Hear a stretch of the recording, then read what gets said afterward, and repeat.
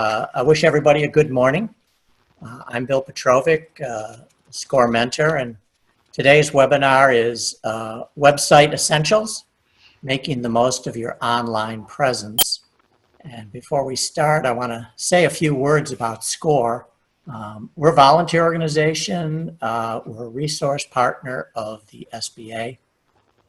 And we are recording these webinars. It's one of the features of Zoom that's very nice when you have a paid subscription. And we've been posting these on our own YouTube channel, which we started with the beginning of the webinars. And we've already posted seven webinars out there. If you're interested in watching one of the ones we've done in the past, you could just go to the YouTube search engine and put in SCORE Indianapolis, and you'll see all of the webinars that we've done. And our speaker today, you can see Heather Simpson. She's a local entrepreneur focused solely on websites, and she has her own company called Circle City Web Design, and she's been doing this for over 20 years, so believe me, she has a great perspective on websites, where they've been, where they're going, how they fit into your marketing plan. The webinar will go 1.5 hours. We've got lots of material to cover, but I think we can pack it in. Your microphones are muted, so we cannot audibly hear you, but we do want you to use the Q&A button, which on my version of Zoom is on the bottom toolbar. Hover around and I think you'll find it. There's also a chat button there, which we are not monitoring. So if you're chatting, it might just be with yourself because we're not looking at that. So use the Q&A. I'm going to be monitoring the questions as we go along. Most I'm going to save to the end. But if there's something super relevant to the point at hand, I'll jump in and ask Heather to answer that. So we will be sending you a copy of the slides along with a feedback survey in a few days. So please use the survey to tell us how we're doing and what we could do better. And with that, Heather, I'll let you take control of the screen, post your slides, and get started. Okay, thank you. I appreciate the introduction. I'm a big fan of SCORE. Are my slides where you guys can see them now? Yes, perfect. Okay, good. And like Bill said, if you do have questions, I can't see any of you, so I'm going to just rely on him to let me know if you have questions. Did I just pull myself in front of the screen? It's just perfect. You're in a little box in the upper right-hand corner, and the slides are right there. Okay.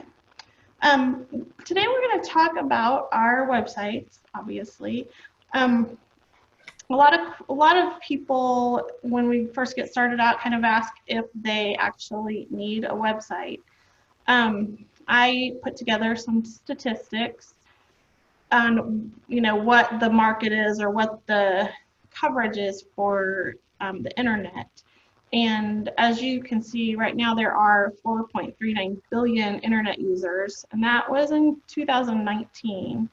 And that had increased from 366 million in January of 2018. Probably more interesting for a lot of people is that the 97% of consumers use the internet to find local businesses, which is up from 95%, which is still a huge number in 2016.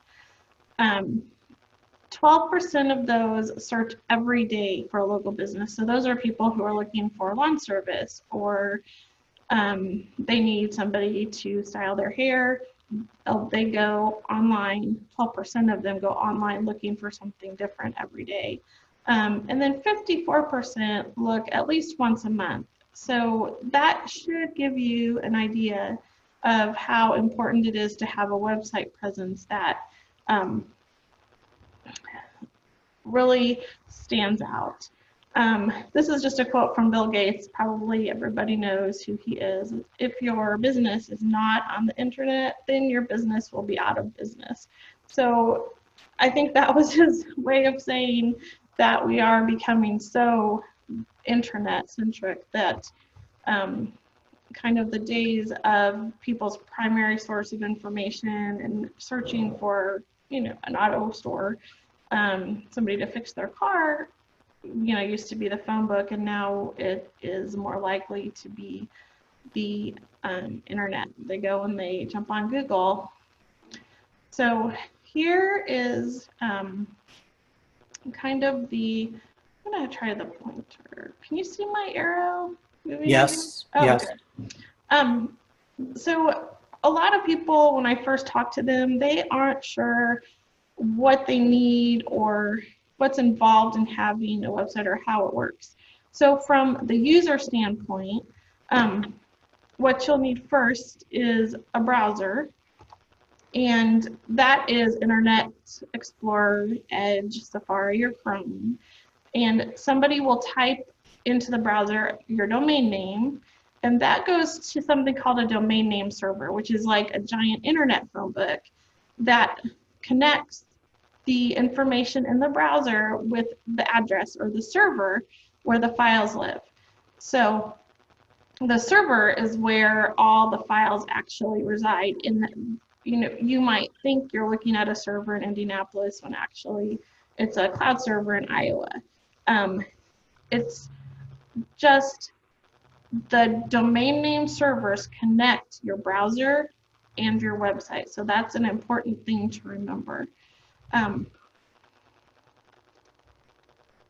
Whoa, sorry. There we go. So let's talk about domain names a little bit.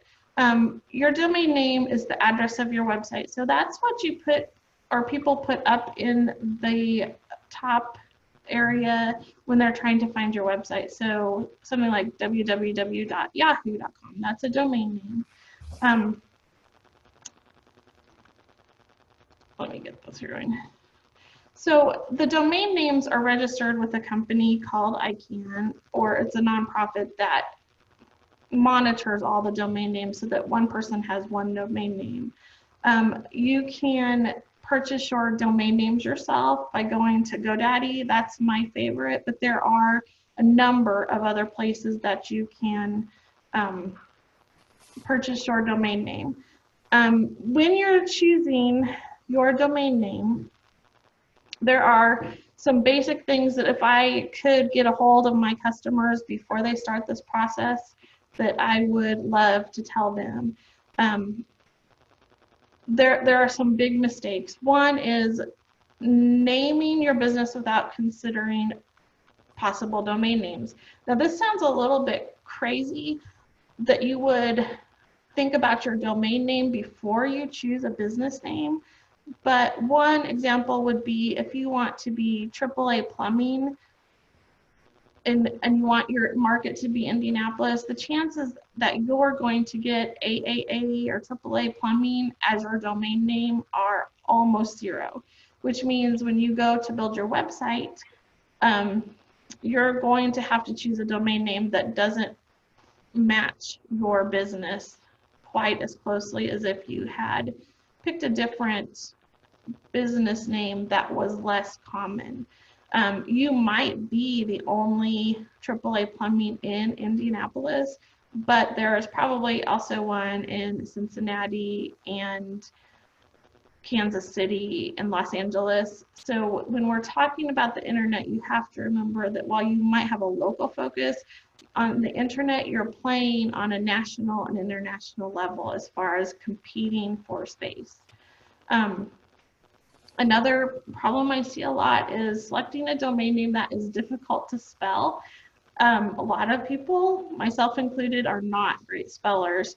So if you pick a domain name like Enough is Enough and people can't remember how to spell enough, then you might be in trouble because they can't spell your domain name when they're typing it into the address bar. So short names that are easy to spell are your best bet. So if your name is cat.com, we know that almost everybody can spell that. Even catdogindy.com, that's an easy name, short words that people can spell easily. Another problem is that sometimes people make it too long. I chose my name back in the 90s before I knew some of the things I know now. And so my domain name is circlecitywebdesign.com, and I think that's probably longer than it should be. But it is what it is, and it's established. But if I was starting over, I would find a shorter domain name because it's just easier for people to wrap their hands around and type in. Sometimes this little section here, paying too much for a generic domain name. When I'm talking about a generic domain name, I'm talking about lawncare.com. Those domain names that have a really big umbrella, lawncare.com, hair.com, are very expensive. Most of them have already been purchased, and so to get those, you end up going through a broker and can end up paying, $5,000 and up for a domain name like that. And usually anymore, it doesn't have the advantage that will give you a good return on that investment. You're better off going for one of the domain names that's, more in like indie lawn care, perhaps, that will run you $15 or $16 a year. Not doing enough research. This kind of goes back to point one. You want to just make sure that whatever domain name you choose isn't already used, or something close isn't used. You probably wouldn't want to choose Amazons with an s.com for your domain name. If that was available, you would have a lot of people who would end up going to Amazon instead of your website. Okay, so now we're going to talk about the different types of websites that we can build. Websites have gotten to be very diverse. So the first and probably most common type that almost every business starts with, and is, I would like to say, kind of the easiest, is a brochure website. This is just an informational website. It's a brochure online, basically. It gives your customers information about who you are and what you do, how to access your services, information about your address and your phone number. It is a basic website. It doesn't have a lot of added functionality. The next line down is e-commerce. These are sites that let you sell products online. To be an e-commerce site, you need to have products, you need to have a shopping cart, you need to have a checkout method. A lot of times you need to have shipping methods. Landing pages, these are a little bit newer in the last couple of years. These are specialized one-page sites that serve a specific purpose. So let's say you are doing, you're a landscaper and you are having a tree sale in the fall, and you want to do a lot of advertising on Google and Facebook, and you want to send out flyers or postcards. A landing page would be a specific site so that when people get the flyer and it says tree sale Indy, they go to that site. It's still associated with your business, but the entire focus of that page is to tell them about a specific product and encourage them to act on that. Sometimes you'll see landing pages for subscription services or classes, but they can really be used for any specific product that you're trying to sell. Wiki sites, everybody's probably heard of wiki.com, but they can be used for other organizations as well. I have a site that is for school counselors, and it's a wiki site where different school counselors contribute information about different topics that they run into. This is not super common, but it is still a site a type of site that can be used or utilized. It's a little different. And then internal sites, these are sites that are just available for the people within a company or a team or an organization. So if you wanted to go to it, you probably couldn't unless you have been invited and have a password and are able to access the sites. A lot of times they are used to share information about the company or paperwork that needs to be done, HR functions, that sort of thing. Okay, so here's some different options. Everyone's like, okay, how do I get a website? Well, so we know you've picked out a name for your business, you have a domain name. The next thing you need to do is build the website. So there are a lot of different options. The first one I want to talk about is doing it yourself. When we're talking about doing it yourself, that means you buy your domain name, you find a hosting company. Remember back a couple slides we looked at the how the internet works, and the last thing you need is, or the last part was having a server. That's your hosting company. And then you need to have some sort of builder or some sort of platform to build the website on. So the DIY options are services such as Wix, Weebly, Squarespace, GoDaddy, WordPress.com. These are some of the, I think, more user-friendly ones. When I was doing research for this slide, I came up with about 40 different options, from pretty simple to pretty complex. And these are good entry-level common options. Some of the pros for these DIY websites are that they're cost efficient, you're doing the work, so it's your time. They let you have a little more independence as far as you get to know. If you built the site, you probably will know how to edit it and do some of those functions. They're easy to use, usually. They're turnkey, so you do a template and you have to fill in the blanks, and then you have a website. And a lot of times it includes some basic SEO and analytic functions, sometimes, but not always. Search SEO refers to search engine optimization, so that's how you rank in Google and Bing and other search engines. And then analytics is how many people are visiting your site, how they're accessing information, what browsers they're using, that sort of information. Some of the downfalls or the cons for doing it yourself is that it can be more time consuming. While it's easy, that doesn't mean that if you've never built it, it's not a significant time investment. They also a lot of times have limited customization options, so it's not necessarily true that you can, if you want an image in the upper right hand corner, if the template doesn't have it there, you might not be able to get that image where you want it to be. You don't own your design. You will own the content, but you won't own the actual design. So if you, in 2 or 3 years, if you outgrow your website and you need more functionality than what you can do with these do-it-yourself options, you will probably be starting from scratch. And they're more difficult to scale. That kind of wraps up with you don't own the design.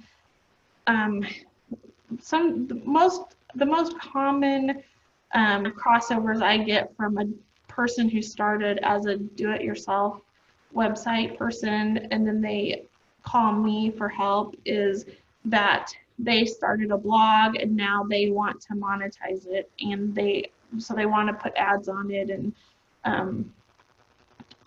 pull in other outside resources and embed them into their website so that it's making a little bit more money for them. Some of these options don't let you do that or really limit what you can do. The other one I get is people who start out with a basic site and then they want to add subscription services or a store that sells a little bit more, maybe not a basic t-shirt, but a t-shirt where you can put lettering on it and they can pick colors, and it's just a more complicated thing. Those are the kinds of things I'm talking about when we're talking about outgrowing this and scaling it. The other thing you might run into is that their support is limited. They won't necessarily fix everything that might be broken, even though when you're talking to them initially, they're like, yeah, well, whatever is broken, we'll fix it. That's not always the case in my experience. Your next option is to phone a friend. This is, I would say, your last option, last ditch, because this is the one I see go wrong the most. This happens when you have a friend who is a developer by day or is a student in a programming class, or is your neighbor who thinks, yeah, I can do that. And they might do it and it might be fine, but a lot of times what happens is they either overestimate their knowledge, and then you're kind of stuck telling your friend, oh, this is not what I want.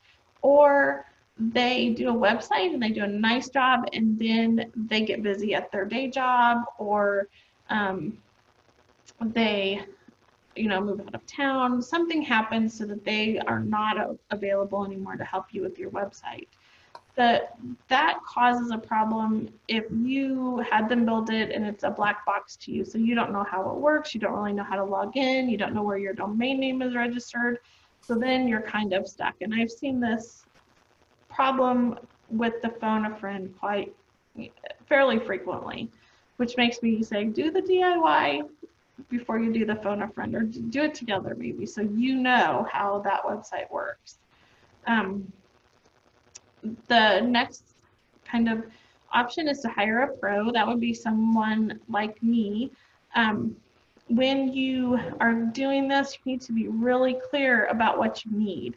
Most website companies can do more than just a website, and they will be happy to offer those extra services to you. They might offer search engine optimization or logo design or social media management as add-ons. Be clear about what you want. If all you need is a website, make sure when you go and you're talking to them, that's what you let them know. Or if you need, I need a website and also need you to set up my Facebook, then just make sure you know what you want, so you don't, talk to them and they give you a proposal that is much less or much more than what you actually need. Don't be afraid to communicate with them. This is maybe not applicable to this year. If you can meet them in person, I would have last year said that's what you need to do. But most of them now can meet you online, so you can look at them and talk to them and see how you are going to work together, because websites really are a teamwork situation. You also will want to review their previous work. Make sure that when you're talking to them, they have done more than one website, that they can show you a portfolio, a range of the different products that they've produced.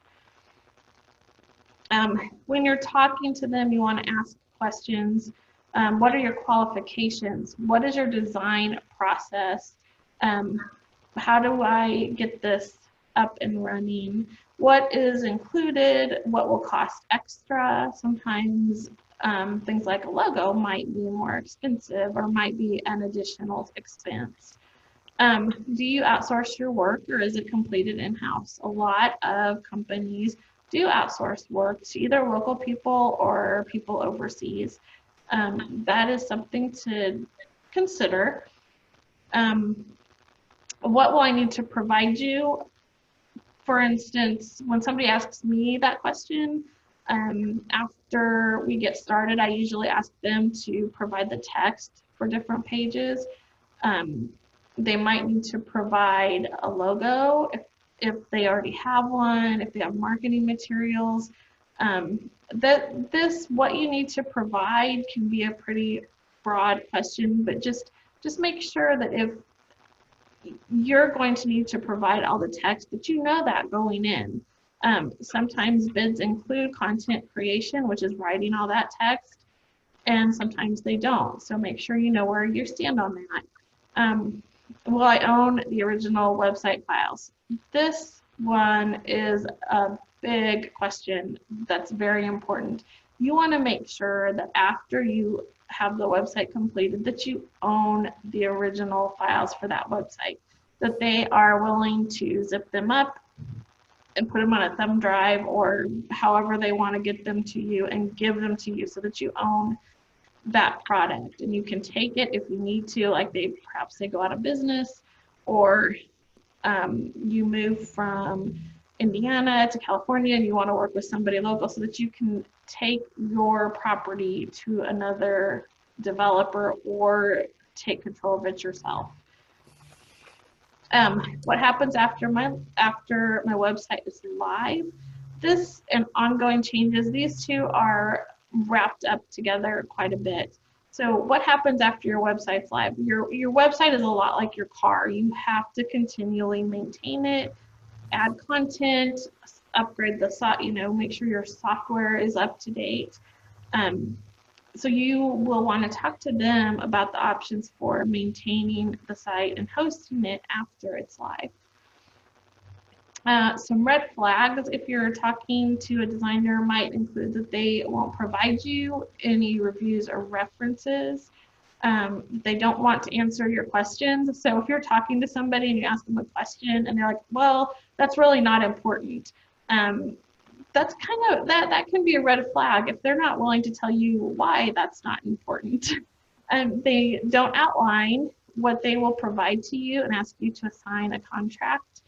Every reputable website designer should be presenting you with a contract that just says, this is what I will do for you. These are the things that you will need. This is your obligation to me. This is how we end our relationship, those sort of items. It doesn't have to be complicated, but it should be in place just so that you have a really clear line of communication about what everybody's going to do to get your website up and running.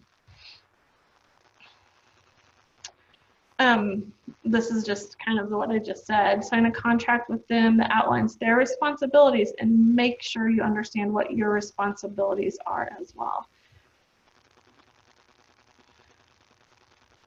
Okay, you never get a second chance to make a first impression. So here we're going to talk a little bit about what your website should look like and how we make websites that are inviting for people. Here is, and usually I have everybody try to guess, which this is an actual website for a major university.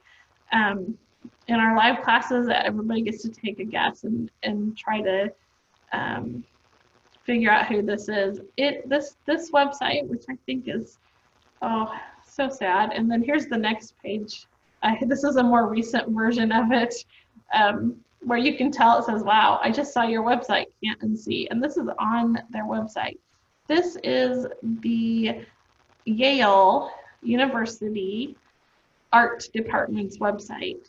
So most people find it really overwhelming and not inviting, not someplace they want to hang out. And we want to build websites where people want to hang out and stay and learn about your company.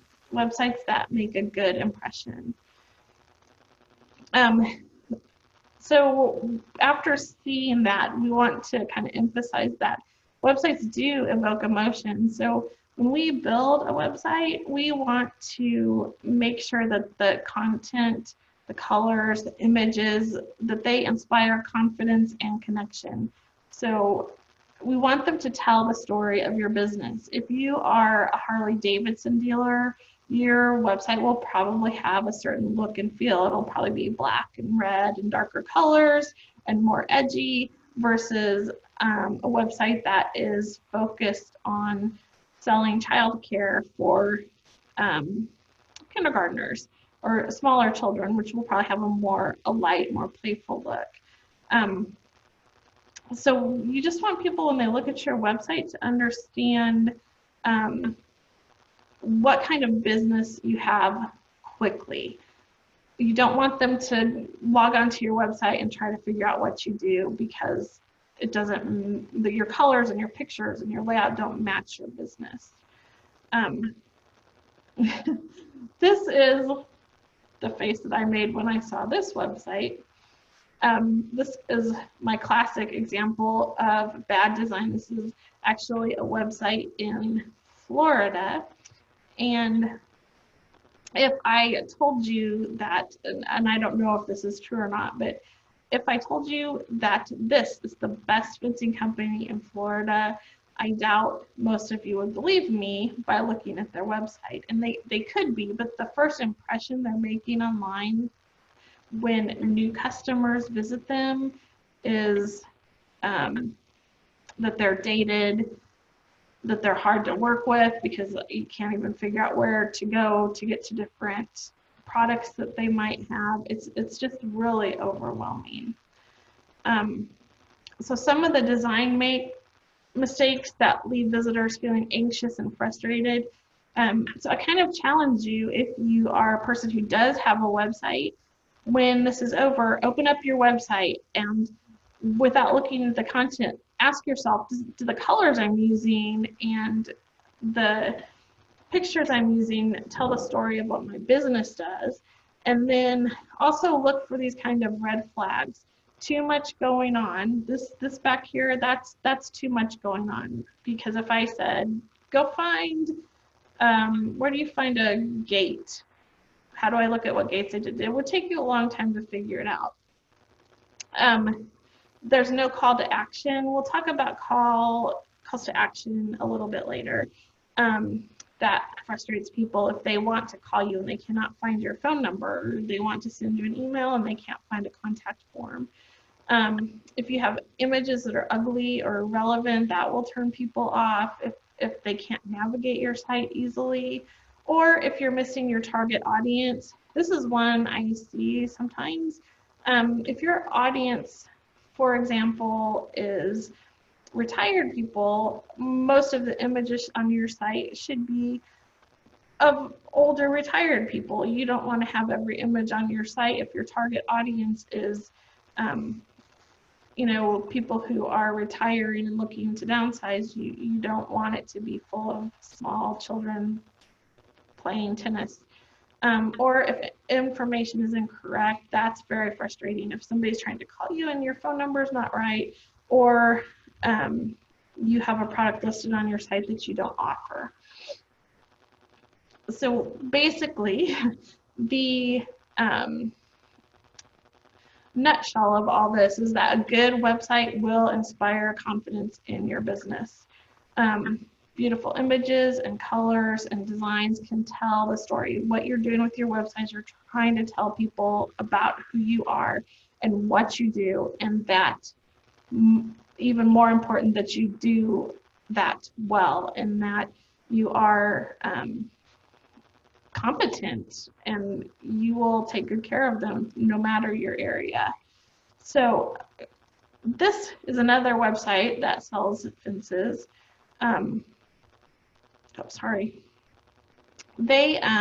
It's a lot more easy to read. They have a good call to action right here. You can click here if you know you're looking for, if you're ready to shop.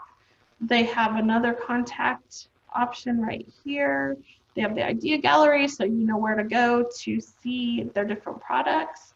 But what if I told you that this was the worst, and I'm not saying it is because I don't know, worst fence designer in Florida? So we're going to look at this page. This over here, they're the best, and these are the worst. But if you asked your neighbor, hey, who should I go have my fence designed by? And the neighbor to the left of you said Gates and Fences, and the neighbor to the right of you said PGW.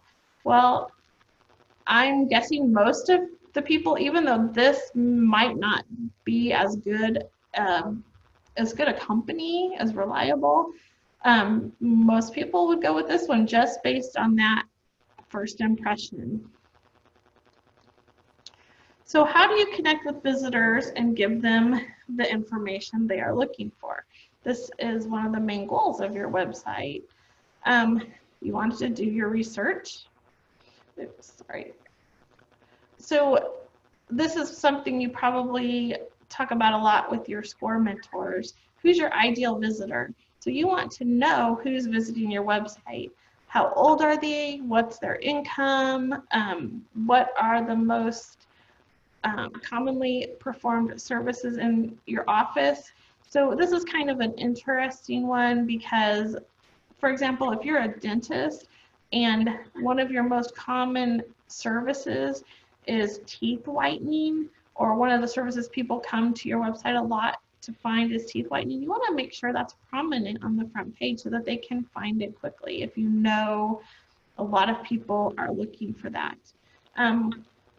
Are they bargain shoppers? If you're, then this is going to seem, it's subtle, but if you know most of the people coming to your website are looking for a bargain, you probably don't want to have a website that's black and gold and shiny and looks expensive, because they'll look at that right away and think, oh, well, they're out of my price range. You want to have just a more basic site. So you want to know who your visitor is and what they're looking for when you're working on your site. The next important thing to know is about your visitors is who are they? You could have two kinds of visitors: prospective customers. These are people who are looking for you for the first time. So they're in the discovery process trying to find what services they want. And the other people who will visit your website are your current customers. So these are people who have already been to your store and maybe are coming back because they bought lawn care from you and now they want to know if you do also perimeter pest control, or they're one of your customers at your doctor's office and they want to know what your phone number is because they can't remember. So you need to be thinking about those two categories of visitors who might be becoming new visitors and current. So your website looks great now. It's making a good first impression. It has a connection to people. People look at it and they're like, oh, this is a great company. What else do we need to think about? So let's talk about calls to action. A call to action is a word, a phrase, or sentence that encourages the visitor to take action. There are a bunch of them. These are things you can ask somebody or guide somebody who's visiting your site to do. One of the most common ones is asking them to call so they can ask for more information or make an appointment or schedule a service. Another thing that people will ask people to do is via video. This is becoming more common. You can ask them to look at a video of your process and how it works, or some of the different landscapes you've produced. You can invite them to read. This is for people who are a little bit further into the discovery process. So they want to know specifically how something works or what you can do to solve a problem. Another thing we can ask them to do is share information from your website on a social media platform. There are all kinds of things that you can ask people to share. And usually this comes in the form of a little icon of, Facebook or Instagram icon that they can click on. A lot of times you will put these on the videos or a blog post, so that if somebody wants to share it in a group they're in, say you have a recipe site and you want to share that with your friends. So this is another call to action. You can ask them to enroll, sign up for classes or events, subscribe to a newsletter. This is a really common one and a really great way to continue to connect with somebody who's visited your site. Some buying processes take longer. So if somebody is trying to decide what real estate agent to use to sell their home, that might be a 5 or 6 or 1 year decision for them. So if you can get them to subscribe to a newsletter, then you can touch base with them every 4 to 6 weeks just to tell them a little bit about what's going on with your business and some of the services and specials you might be offering. You can ask them a question. This is a good one to use on insurance sites. Do you have enough coverage for your auto insurance? Do we need to reevaluate your home coverage? So you can have a form and say, hey, fill this form out and we'll ask this question and we'll provide you an answer. You can ask them to download articles or videos and also send an email to you. There's a bunch of different kinds of calls to action. An effective call to action relates to the page content and solves a problem. There's got to be a reason that they want to do that. They want to find something out or learn something. It sends a clear message about the benefit of following through. If you subscribe to this newsletter, we will give you information every month on lawn care tips.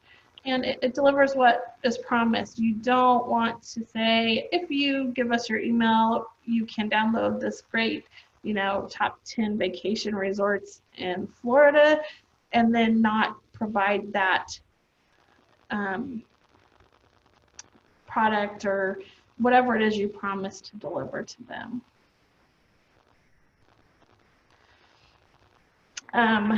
When doing a call to action, we want to make sure that you're using action words, that you create a sense of, sometimes that you create a sense of urgency or scarcity. People have what's called a fear of missing out.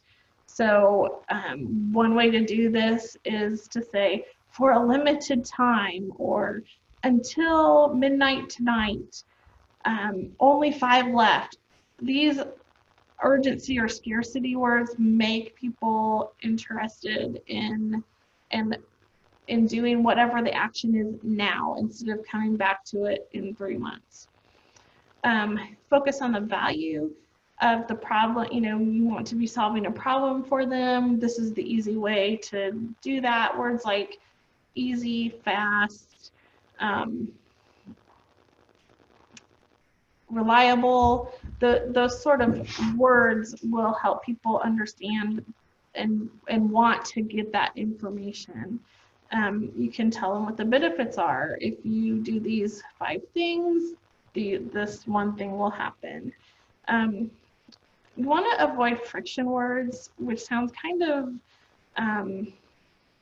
strange, but these are words that describe what visitors have to do versus what they want to do. So using words like click here, you must click here, can feel more like an order. Another word would be like get your copy today. Instead of saying click here, get your copy today sounds much more inviting. Or discover versus visit. Discover our winery versus visit, which sounds a little bit more like an order. This is a crazy one. Get personal. There's Unbounce, which does a lot of market research, found that changing the text on a button from you to me led to a 90% increase in conversions. So you want to say, send me a PDF, which is more personal than get your PDF, which is not quite as personal. And leverage curiosity. Does my insurance cover this? That's the getting them to engage and ask questions that we talked about on the previous slide. Where should you use a call to action? Everywhere.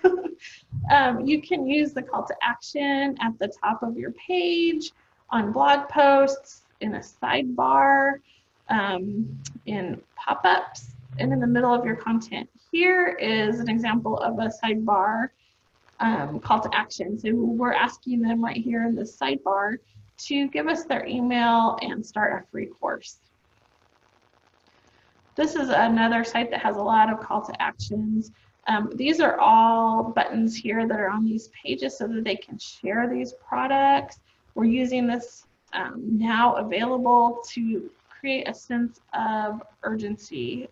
You know, that you need to buy this now because it might not be available all the time. This is another sort of call to action. This is a pop-up form. So when you visit Fraser's and start scrolling down, this pop-up will invite you to become an insider so that you will be the first to know about upcoming sales. So this doesn't even appear on the website until somebody starts to scroll down. It's just another way to integrate those calls to action. This is an insurance company, and their calls to action are a little more subtle, but you can see that as soon as you visit the site, we can find the phone number. So this is a quiet way of inviting them to call us, and it's also up here. And then we have this little menu option that's prominent and emphasized by the little carrots to say, hey, let's get a free quote. The next thing we want to make sure is that we have an SSL certificate. That is at the top when you're building or when you're going to a website. A lot of times when you used to be going, you always wanted to look if you were going to give them their credit card information. You wanted to make sure that it said HTTPS. Your SSL certificate is that piece that lets the data coming to your site and leaving your site and encrypts it so that the information is secure. This is absolutely a requirement these days. Google, not only for the safety of your website and your customers who are visiting and sharing their information, but also because Google's algorithms now, when they rank your site, will give you a lower ranking if you do not have that SSL certificate. There's many hosting plans include your SSL certificate with the hosting plan now. There's a company called Let's Encrypt who provides renewable SSL certificates for free, but that comes with your hosting company.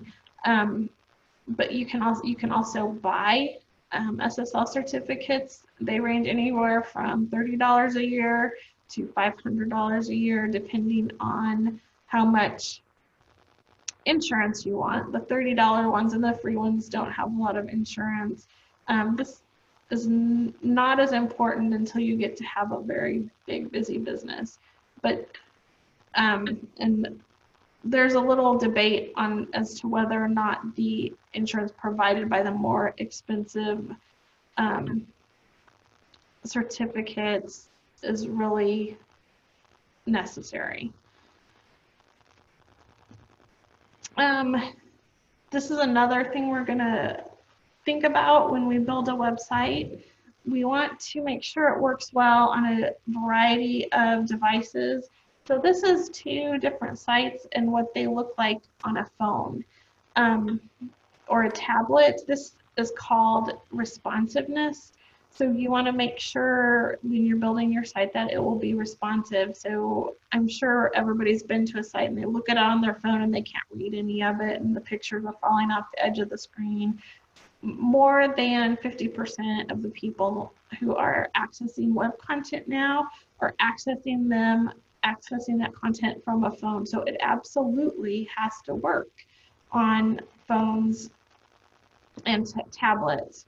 This Dr. Praywat, when we were talking, they really wanted people to be able to, they're like, everybody comes to our website. We get calls all the time because people want to know what our hours are, and they want to call us or they want directions. So how can we use our website so that we don't have to field those calls so much? So this is what their mobile version looks like, so that as soon as somebody, like if they're driving around and you're not supposed to be touching your phones anymore, but when they're driving around and they pull up Dr. Praywat's site, they can see the hours, they can click a button to call and another button to get directions right away. So for Dr. Praywat, that was their priorities. You can change the content on your mobile site to match what it is that your business needs to be conveying and what's most important. This is another kind of interesting part of the website equation. Does it load quickly? Studies show that if websites don't load quickly, people leave. I'm sure you guys have been trying to visit a website and you click on the button and you're like, oh, come on, load, load, load, and you don't wait very long before you go to the next website. Excuse me. So this is GT Metrics is the screen you see over here. It's one of the many tools you can use. So this is another homework assignment for you if you already have a website. When our class is over, go log into GT Metrics. You can also go to Google PageSpeed. Sorry. And put your address in the box and see how fast they load. If you are getting a C, a D, or an F, that's something you will want to address, because that means it's taking a long time for people to access your content. And Google also keeps track of this.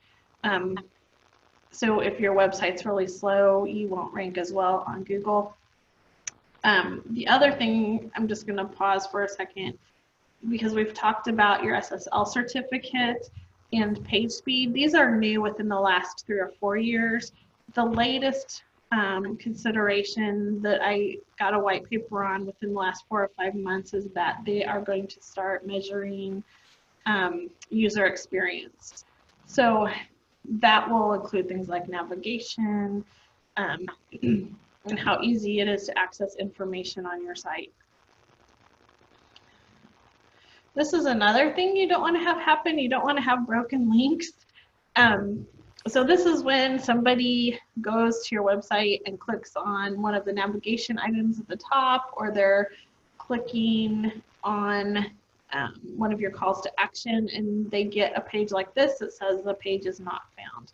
This also discourages people from hanging around and visiting. And then this is another consideration, is can they engage socially? Most people who are visiting your website are also on one of a number of, there's 50 or so different social platforms. So it's helpful if they can find your social platforms if they want to follow you, and if they want to share a blog post. We talked about this earlier on the calls to action. We want them to be able to do that without a lot of difficulty. So here, this is the Hill Company, and I like to use this example because it isn't a company that you would think could really leverage social media on their website, but they do a really good job. This is actually on their page towards the bottom of the front page. The Hill Company actually sells industrial pumps and furnace parts. It's a pretty business-to-business company, but they do have good results using their Instagram, and we embedded it on their page. So if you're on their front page, you can come and you can follow them, or you can see some of their current posts. It just gives a company that's very industrial a more personal face, and it's a good way to build connection or create connection with visitors so that they kind of know a little bit more about your business. This is the next thing we want to talk about. I can't emphasize this. Remember we were talking about when you are talking to your web designer that you're thinking about hiring and talking about what are we going to do on an ongoing basis. So the website's up, it's running, people are visiting it. Make sure that you are creating a backup of your site and that you're doing it regularly. The people always think that nothing will happen to their website until that day that they log in and it's gone, or it's a shell of its former self. We want to, when you're first thing I do when I take a website live is I make a backup. That's my baseline backup. And you'll want to be backing up your site depending on how often it changes, somewhere from every day to once a week to once a month. It depends on how often your content changes. I back up the sites that I care for every day, even if they aren't super busy. I just want to make sure that if something happens, we can roll the clock back to a time when the site looked and acted the way we wanted it to. The other consideration with backups is that you want the backup to be, you can have a backup on the server where your site is living, but you also want to have what's called an offsite backup. So you want a backup that is not on the server where your site lives. And I have personally experienced this or known people who have. If the only backup you have is the backup at your hosting service and you're depending on them to have that backup, if the worst happens and your server's in Kansas and a tornado hits the server farm and the server that holds your files is, in somebody's barn, the chances that you're going to be able to recover your site from that backup, from the server-based backup, are pretty small. So if you have an offsite backup, all my backups go into a Dropbox. You can also there's different tools so that you can have offsite backups ported to Google Drive, downloaded to your actual laptop. There's bunches of OneDrive. You can put backups on OneDrive. But the important thing is that you have a copy of the backup somewhere else, so that if something happens and your server or your host disappears off the face of the earth, you can go contact another hosting company and spin your site back up there. And you can do that very quickly so that your customers aren't missing you for very long. The other thing you're going to want to do on a regular basis with your website is update it. Keep the tools used to build your website up to date. So all the software, the platform that you use to build your site, you want to update that. Websites are just like any other, are just like any other electronic media. So it's just like your laptop. You want to make sure that you're keeping the updates on your Windows operating system current. This helps it continue to run properly. It also eliminates some security risks. You want to make sure your contact forms are still working. Contact forms have a lot of different hops they have to make to get from your website to your email box. So going in every month and just filling out your contact form and making sure it reaches you is a great way to make sure that when your customers fill out that contact form, it's getting to you. You're always going to be monitoring your site for security issues. There are scans that can do this, and there's a bunch of tools to make sure your site is staying secure. And then change your passwords on a regular basis, please. Please change your passwords, not only on your website, but on all your other platforms. If you have trouble remembering your passwords, LastPass has a free version that makes it pretty easy. It will remember your passwords for you, and if you get the premium version, it will change them for you. we have so many passwords to remember that a lot of people tend to use pretty easy passwords, and then somebody gets into their information and it causes all kinds of problems. It goes the same for your website. Please be changing your passwords. So now we're going to talk a little bit about Google. Are we doing okay on time? Yep, you're just fine. Okay. I feel like I'm just kind of rolling through this stuff. This is really important. You can build a website. It can be inviting. It can load lickety-split. But if it can't be found on search engines, so if somebody types your business name in and it doesn't come up near the top, then it's not doing everything that it can do for you. And a lot of times customers will ask, well, why are you so focused on Google? What about the other search engines? I'm not going to say that the other search engines aren't important, but I focus a lot on Google for this reason right here. Google right now for search engine share has 92%. So if I am going to spend time and energy and money on trying to show up somewhere, I want to spend that time, energy, and money and pay attention to the one where most of my customers are. And so right now, that is Google. Bing is hanging down there at 2%, Yahoo is 1%, and Baidu is 1.1. So Google is by far kind of the king as far as search engines. And most of what you do on Google benefits you on other platforms as well.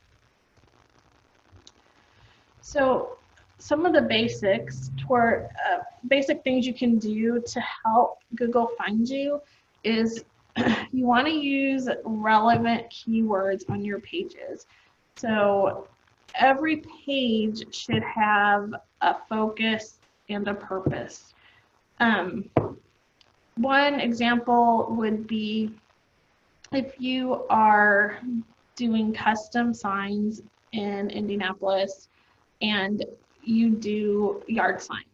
So you would want to have a page on your site that focuses on yard signs in Indianapolis, and you'll want to use those specific words, the same words that people would use if they were searching for you online. If they went to Google and typed in Indianapolis yard signs, you want to make sure that whatever the focus and purpose of that page is, that you're using the words that are relevant to that page.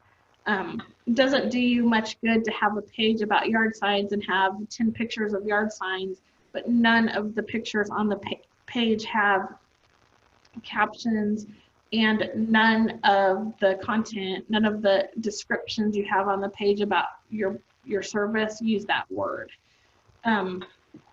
This is something else we were talking about. Make sure your website loads quickly and looks great on a variety of devices. So that's when we were talking about it being responsive. Google measures all of this when it's deciding how to rank sites. If your site loads really slow, if it doesn't have an SSL certificate, these will all hurt your ranking. Google has one purpose in life. Its Chrome browser, where it makes a lot, its original business model was helping consumers or internet visitors find information. So they want to, when you go to Google Chrome and you type in your keywords, Indianapolis veterinarian, Google wants to share the most relevant sites that are secure and actually give the person the information they're looking for. That's their magic, and that's what they do. And so if your site isn't secure, Google won't If you are a local business, you want to make sure your address is on your website and also a map that all helps you show up. When people are searching, there's a couple different search paths they use, we call them. So some people are searching for you and they're kind of on the informational path. They're trying to figure out how to do things, what something means. They're looking for tips and guidance and, how do I fix my lawnmower? That's kind of one category of search. And when you're designing or thinking about the content of your site, if you keep these different search paths in mind, you can try to hit all three of them for whatever your product is. So if you are a dishwasher repair person or appliance repair person, you might have information on your website on how to do a simple repair. That might seem counterintuitive because you want them to call you, but sometimes the information you provide is enough information that they know they can't do the repair or that it's not what they thought it was, but it gets them to your website. So now you are the expert. The next search path that people head down is local. They're looking for somebody local. They want a restaurant, they're hungry, they want to go eat, they need insurance, and they want to deal with somebody local, they need their water heater repaired, they need a place to get their dog groomed. So they're really looking for somebody in their local area. These are the Google searches where somebody says, hey Google, help me find pizza. And Google's going to try to find a local place to get pizza because obviously they don't need the pizza from California if they're in Indianapolis. The navigational, these are those users who are already your customers usually, or have already decided to use your service, and they're trying to find you now. So they are trying to find a specific company. They already know your name, they already know about you, and they want to get more information, perhaps your phone number, your address. They want to make an appointment with their hairdresser. These are navigational searchers. So these are sort of the categories that people go to and fall in when they're looking for information.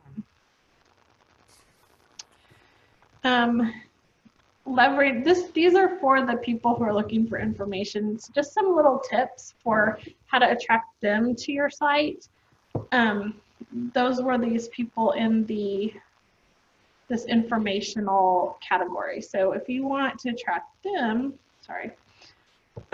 you can include how-to videos, the top 10 lists, current trends in your area, frequently asked questions. These are a really good one. And content that answers questions like, how much life insurance do I need? I would not be doing my job if I didn't say something about frequently asked questions and content that answers questions. Kind of a newer or emerging search that we are working more towards trying to rank for are voice searches. So that's when somebody asks a question and they say, hey Siri, how long has the Indian Stadium been in Indianapolis? So they're a voice search. So the ranking in those searches is really kind of an added bonus. So if you can think of a question related to your business and then answer it in a clear question answer format, you have a shot at being the voice answer, which often leads to some business. Another thing to think about is your local searches. Make sure you have your location information. Use reviews and awards to position yourself as an expert.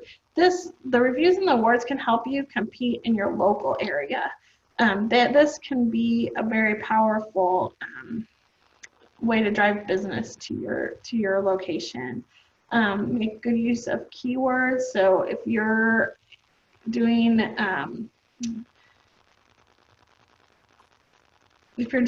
water softeners in Greenwood, make sure that you're using Greenwood water softeners somewhere on your site so that Google picks up on that. Offer people opportunities to engage socially, so that when somebody's on Facebook and they type in, I need a recommendation for somebody who's really good at doing hair color, they can find you and recommend you. Google wants to see that you are relevant for the search and connected to the community. So this is crazy because Google doesn't just look at your website anymore when it is ranking you locally. It will look at how many times your business name appears on other sources. How many times are you mentioned on Facebook? How many times are you mentioned on Instagram? How many nonprofits have your name somewhere? Other websites have your name on them. So that all helps you rank for relevance locally. And then don't be afraid to include information about your company's participation in local events. So don't be afraid on your website if you are sponsoring the Fast Flash 5K here in Franklin Township. Don't be afraid to note that on your website so that you create that local connection just a little bit more. Navigation, these are the people who are trying to find you. So these are the branded searches of people who already know your name. So in my case, it would be people who already know Circle City Web Design and they're trying to find me specifically. So if you are Veal Insurance and they already know your name, we want to make sure that they can find you. And for these people, you want to make sure you're keeping your website up to date. It looks professional. It loads quickly and gives those people who are visiting a clear path to find the information they need about your business. Google My Business is another, really, I think this is super important. I think Scores actually had somebody from Google come in and talk about Google My Business. It's a free product that allows businesses to verify and manage details about their brand. It's really important and it's a major factor in how your business is going to appear on local searches and maps. And when you type something in and you type in lawn care and you get a map that has businesses, this is part of where that comes from. So make sure it's free. So make sure you've claimed your listing and you own it. And you can also have multiple locations. So if you are a home healthcare company and you have locations in 3 different places, you can note that when you Google My Business listing. So here is, it's a little bit hard to see, but this is the Google My Business for Who's Your Realtor. So if somebody types in Who's Your Realtors, they already know the company. But what a Google My Business listing gets is all this space, half of the space on the front page. At the top where you get to show up, I just can't emphasize how much of an advantage of this is. And the things you can put on your Google My Business are pretty extensive. You can add pictures, you can add hours, posts, you can post on your Google My Business page. A link to your website, contact information. If you visit my Google My Business, you can make an appointment with me. You can do offers, they can request a quote, and you can link to social media, all on this free Google My Business. I'm still just amazed that Google this is a free option for people. Ask for reviews. This is another really important thing to do. Ask 97%, and just think about when you're buying any product, reviews matter.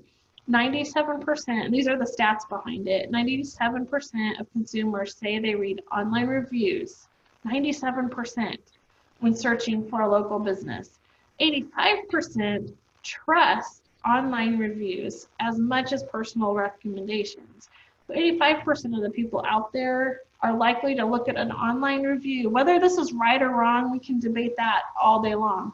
But they're more likely to trust, or as likely to trust, an online review as they are talking to their neighbor. 73% of consumers say they trust a local business more because it has positive reviews. 49% of consumers need at least a 4-star rating before they will choose a business. And 70% of consumers say they left a review for a business in 2017 when they were asked by that business to provide a review. So don't be afraid to ask for those reviews. Some ways that you can ask for a review is to make a list. If you're just getting started and you don't have a lot of reviews on your Google My Business, make an action plan. List your best customers and reach out to them individually and ask for reviews. If you have some customers that you have been doing business for a really long time, don't hesitate to call them up or send them an email and say, hey, it would really help me out if you could submit an honest review for me. And then don't forget to thank them. You can do that through your Google My Business platform as well. Make asking for reviews a part of the sales process after any feel-good moments. So you've just gone and you've painted somebody's house and they love it and they're thrilled and they just paid you and they're happy. Ask them at that time, hey, would you mind giving me a review? That helps me get the word out about my business. Involve your team. Make sure your team members, if they're out in the field, are asking for reviews as well. And then always respond to the reviews that that you get. So if you get a review, Google My Business will send you a notice that you've had a review, and you just want to log in and say, hey, thanks for reviewing, or just a little personal note so that they know that you have seen their contribution. We're going to talk a little bit about social media. This is a really interesting slide to me because you can see how many people are using Facebook. I mean, they by far, they're still the giant. But the other interesting thing is Facebook, WhatsApp, Messenger, and Instagram are all owned by the same company. So why is this relevant? Well, when you do an advertisement, like you boost a post or do a Facebook ad, when you do a Facebook ad on Facebook, that ad, you have options so that it can appear on Facebook, WhatsApp, Messenger, and Instagram. So that Facebook ads are a pretty good deal when you consider how many people you're getting in front of for the cost. When you're considering which social media platforms you want to have your business on, make sure you're looking at platforms that appeal to your ideal customer.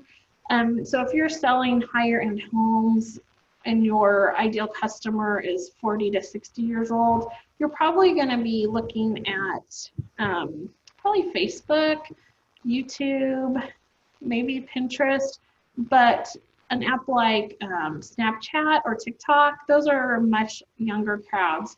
So those would be more appropriate for a business selling hip t-shirts or eco-friendly jewelry, that sort of thing. So you want to consider when you're choosing your social media platforms that you're going to be working on, you want to make sure that they're appropriate to your customer base.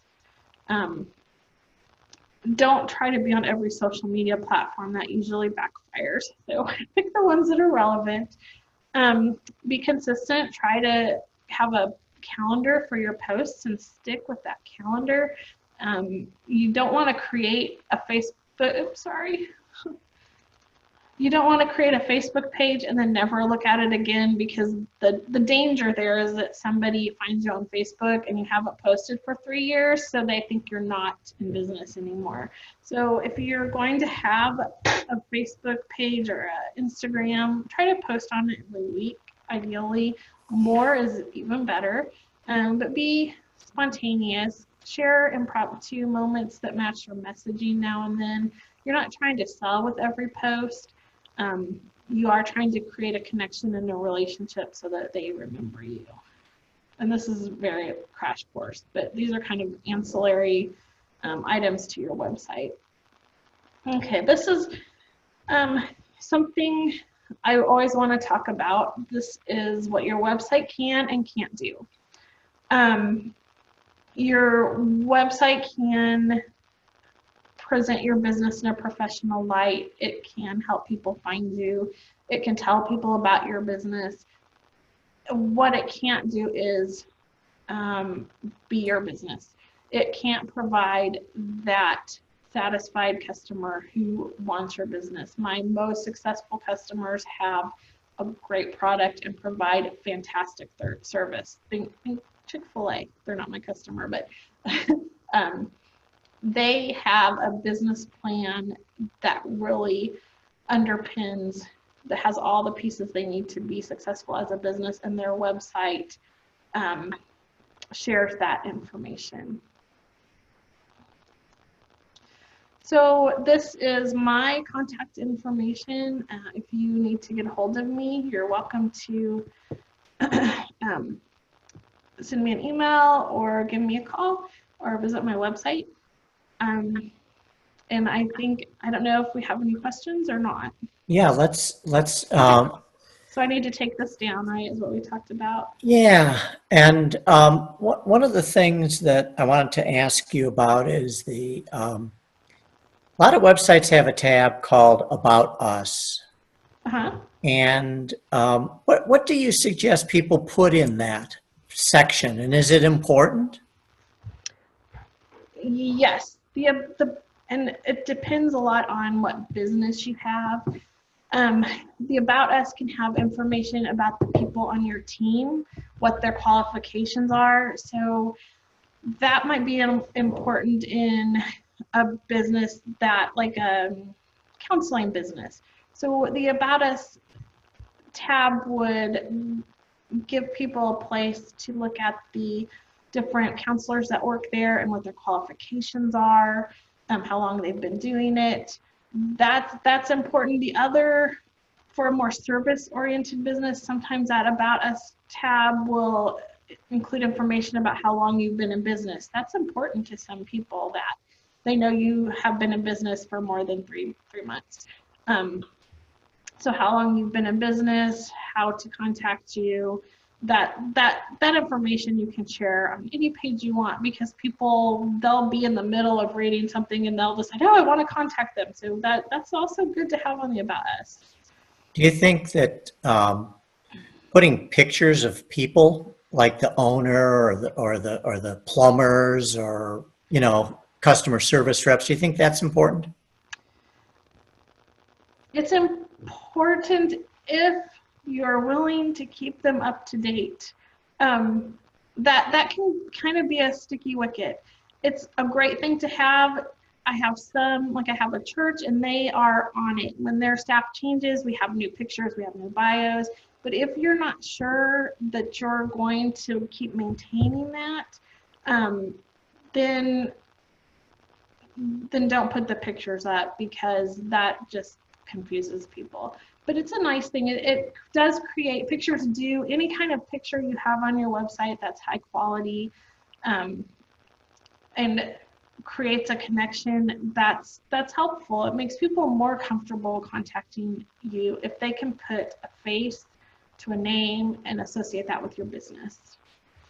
When someone has a website that you have built for them and they have an employee change, one leaves and one comes, Uh-huh. do they work through you, or are they able to do that themselves to change out the pictures?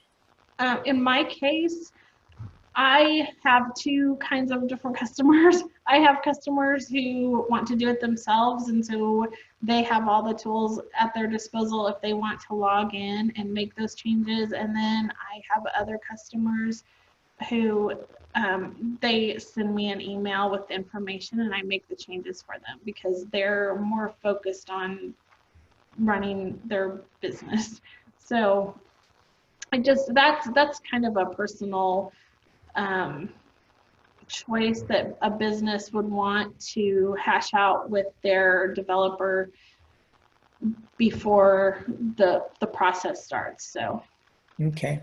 I had a question from way back in the beginning, domain names. You mentioned buying a generic domain name and spending tens of thousands of dollars. Right. Because somebody already bought it and they're either using it and you'd have to pay them to give it up, or they bought it as an investment because they wanted to resell it. They knew somebody someday would want it. The ones that are much less expensive, who sells those and how do they set the price on those?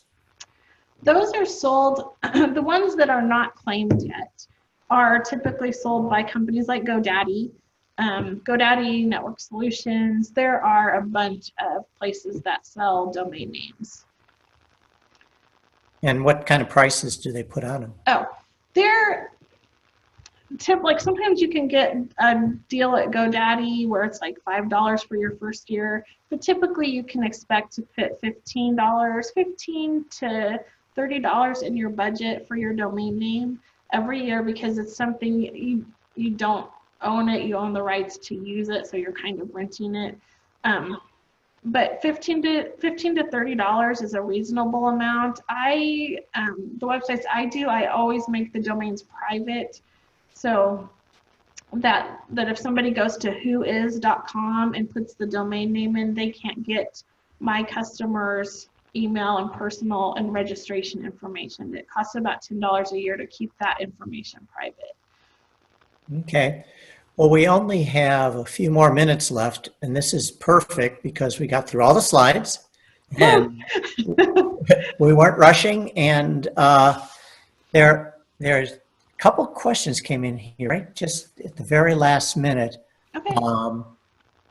Our Internet Explorer and Edge search engines, they weren't on your list. What do you think of Vistaprint? That's kind of two questions. Okay.